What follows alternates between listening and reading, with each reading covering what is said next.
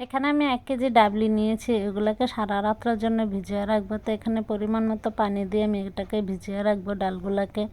তারপর ডালগুলো ফুলে দেখুন ডাবল হয়ে গিয়েছে। এখন আমি হাত দিয়ে কচলিয়ে এগুলোকে ভালো করে ধুয়ে নিব।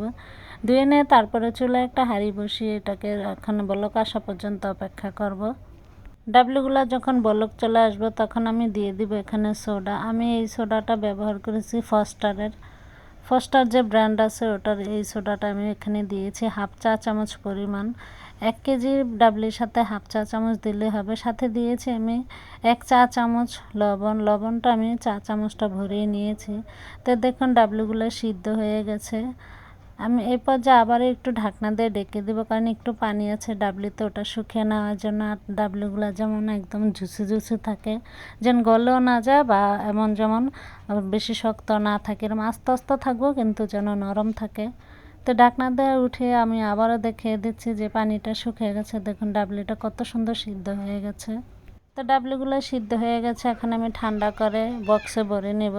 এক বক্স আমি নর্মাল ফ্রিজে রাখবো আর বাকিটা আমি ডিপ ফ্রিজে সংরক্ষণ করে রাখবো। আমার যখন প্রয়োজন হবে ডিপ ফ্রিজ থেকে নামিয়ে নিব। দেখুন ডাবলি কালারটা কত সুন্দর হয়েছে আর খেতে অনেক মজা হয়। আর এভাবে সারা রমজান মাসের জন্য আপনারা ডিপ ফ্রিজে সংরক্ষণ করে রাখতে পারবেন একবারে সিদ্ধ করলে। যেহেতু আমরা নামাজ পড়ি, কোরআন শরীফ পড়ি, দেখা যাচ্ছে রোজার মাস একটু আবার সকালে দেরি করে ওঠা হয়, তাই অত একটা সময় থাকে না যে প্রতিদিন সিদ্ধ করার জন্য। কে কে আছেন আমার মতো এইভাবে ডাবলিগুলো সব একবারে সিদ্ধ করে নেন, কমেন্ট বক্সে জানাবেন।